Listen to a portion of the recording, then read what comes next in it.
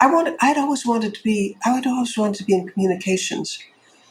And yet, I never sent out articles or tried to write books or anything because I was so sure of the complete devastation that would overcome me when I got the rejection letter or trying out at the local television station for a show. I was thinking, I don't think I could stand how awful it would feel to be told you're not good enough. And that honestly kept me from even trying. Up until age 38, I hadn't tried for the things I really wanted to do. But everything changed when a friend of mine, he had a most unusual situation. He had an IQ over Wow. 200.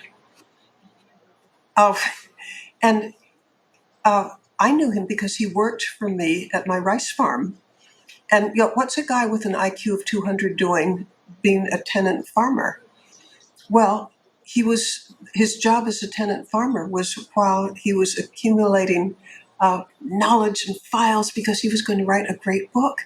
It was going to be a book that would, what was called Life, an Owner's Manual. And he was going to put together all the wisdom that, from every culture and every period of history, and he was going to make the world a better place with this book.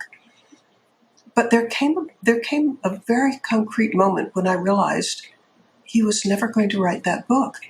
He was 68 at this point, and actually he died in his 90s and he never did write the book. But I realized I knew him well enough to figure out exactly why he wasn't going to write the book, even though he was telling himself that he was going to.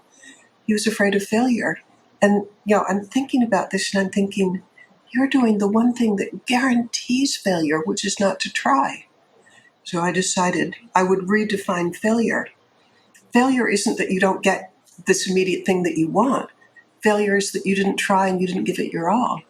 And you're a success when you get that turned down because it means that maybe you took courses, maybe you went out of your way to meet people, maybe you're probably farther along the road to success just for having tried. And within about a year of overcoming my lisp, I became a syndicated television.